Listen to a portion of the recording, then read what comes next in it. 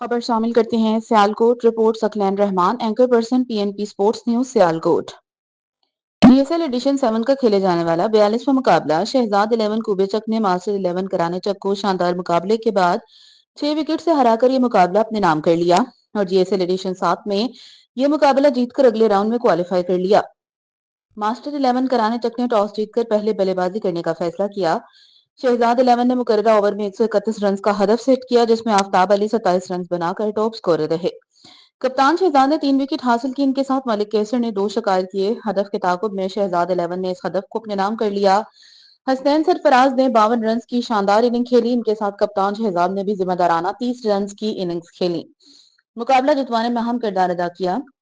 Main of the match کپتان شہزاد اور حسنین سرفراز کو اچھی پرفارمنس پر جی ایس ایل سپورٹس کی جانب سے 4000 روپے اور حسن کو بیسٹ فیلڈنگ پر ایک خوبصورت ٹرافی اور انعام دیا گیا۔ میچ جیتنے پر رونق ملک ستار کی طرف سے تمام کھلاڑیوں کی بھرپور حوصلہ افزائی کی گئی، ان کے ساتھ میڈیا اور امپائر کی بھی حوصلہ افزائی کی گئی۔ اگلے راؤنڈ میں کوالیفائی کرنے پر شہزاد 11 کو مبارکباد پیش کرتے ہیں media partner P N P sports news Sialkot.